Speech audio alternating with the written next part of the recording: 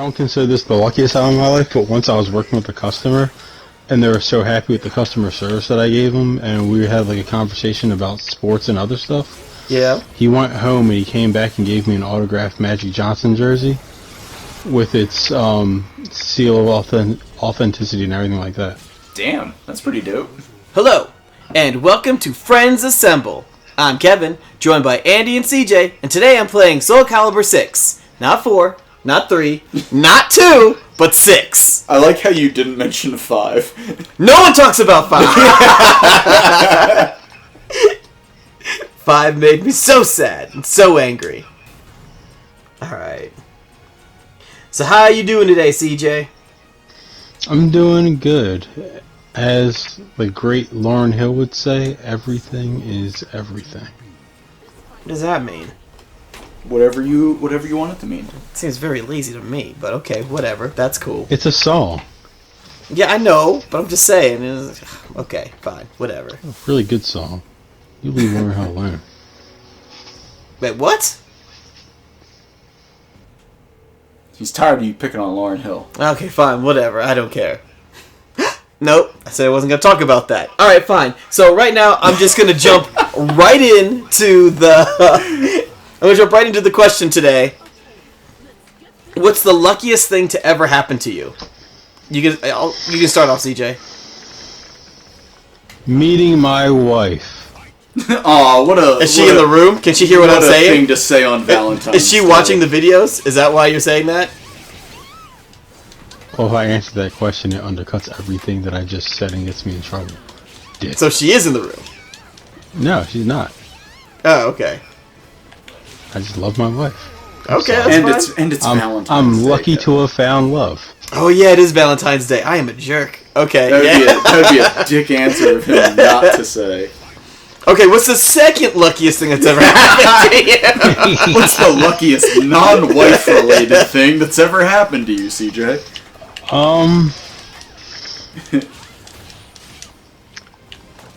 I'll say recent memory. To be able to get both a PS5 and Xbox Series X on launch day, and That only is spend lucky. about $65 in cash. Is out of but pocket. is that lucky? Because how? Listen, that puts him in like the top 1% I guess that of does. people who are in the next gen hunt, okay?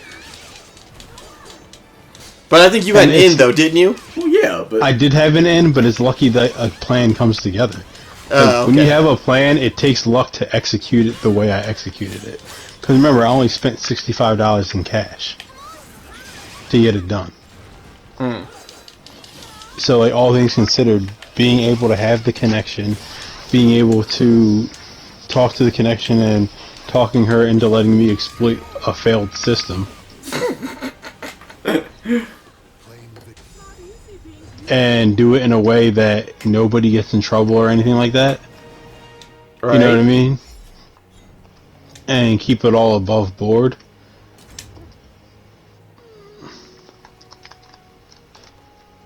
Okay. It's one of those things that would probably be the luckiest, just because, like I said, like there's people today who still don't have a PS5 or an Xbox Series anything. Yeah, that's true. And Well, can't get them they're all anywhere. available right now, though, aren't they? No. There's it's so hard to. Someone was telling me yeah. about how you can get like a. What was it? The Xboxes are a little bit easier to get now. Maybe, They are, but still hard to come by, and the way a lot of GameStops are doing them is they'll only sell it to you in a bundle. Yeah, I mean, the big thing, Kevin, is that, like, right now we're still in a chip shortage from the lack of workforce available because of the coronavirus. So, if it weren't for the coronavirus, yeah, there probably wouldn't have been such a huge demand for them. Or, I guess the demand would still probably be the same, but there wouldn't be the same product shortage that we have because, you know, we would... if the chips were there, they'd have the quantity of systems that are needed to fill that demand. As it stands, it just isn't. It's not a thing. It doesn't exist there.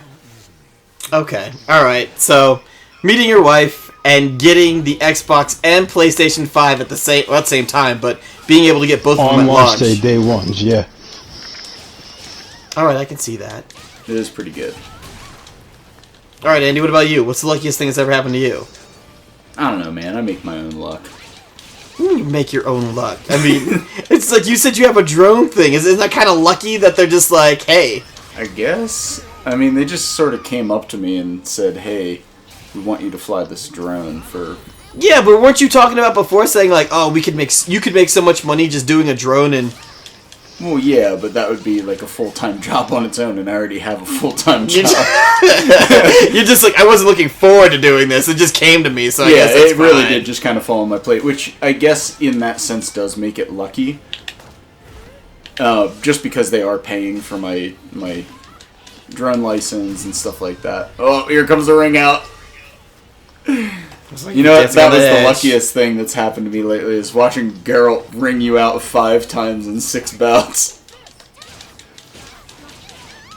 Now you're gonna die.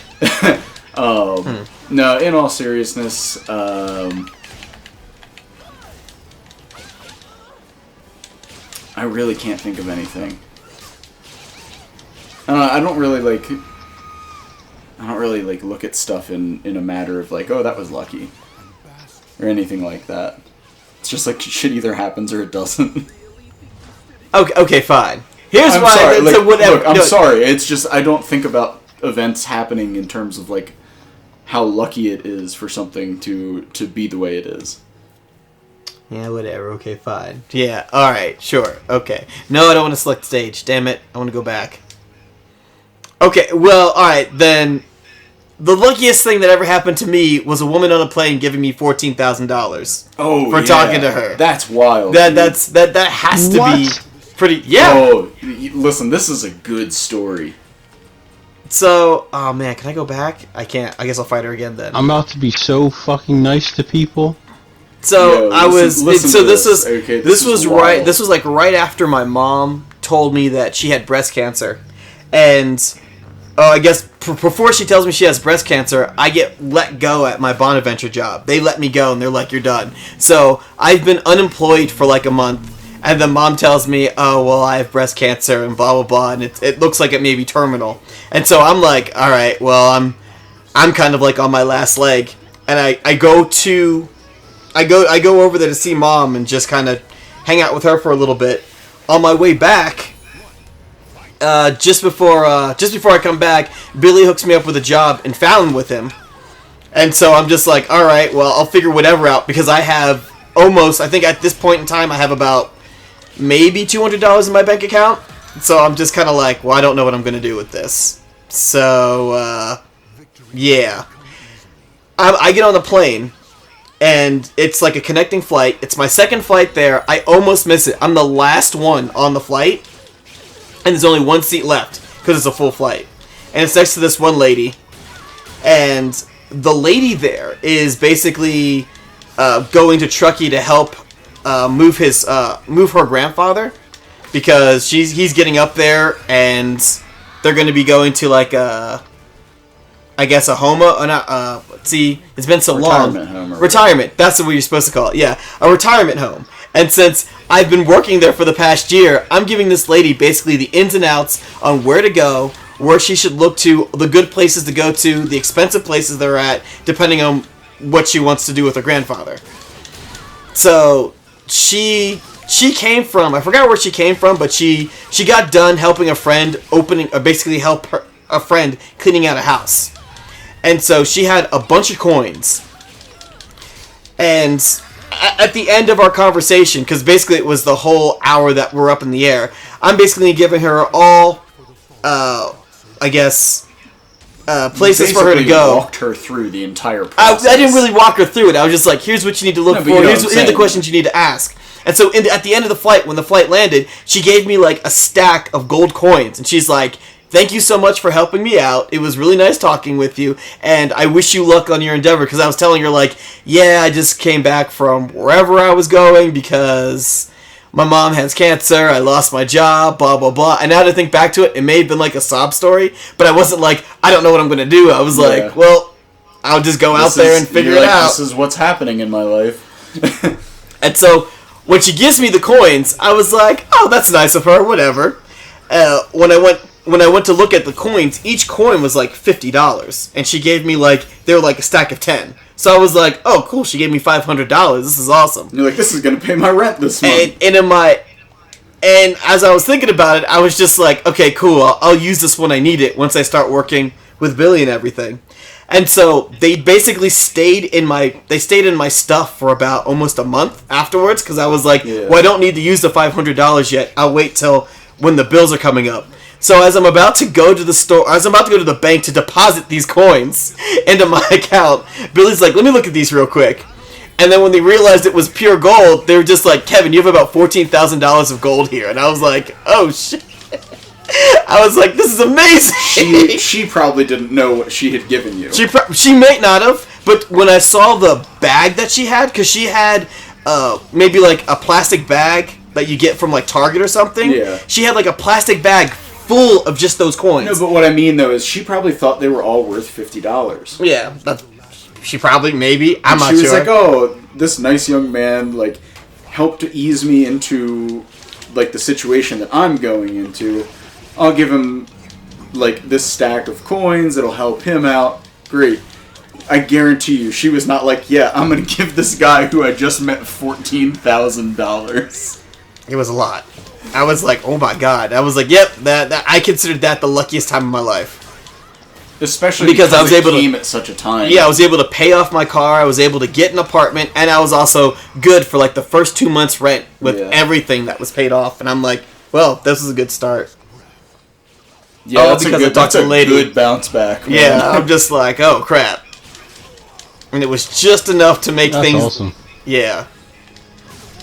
I consider that the luckiest time in my life. Yeah, see, I don't have any stories like I don't have any moments like that in my life. I don't consider this the luckiest time of my life, but once I was working with a customer, and they were so happy with the customer service that I gave them, and we had like a conversation about sports and other stuff. Yeah. He went home and he came back and gave me an autographed Magic Johnson jersey with its seal of authenticity and everything like that. Damn, that's pretty dope. Well, maybe I'm just a dick. Like people are giving other people stuff. No one's ever given me anything. No one's ever given you a gift. What about that time in Canada where you're like helping out like ski instructors? Yeah, and stuff? that was just like, oh yeah, we went out drinking. Cool, Oh. someone paid my bar tab for the night. Like, it's never been like, oh yeah, that bar tab happened to be $14,000 and someone paid it off. I'm like, you drink a lot of alcohol.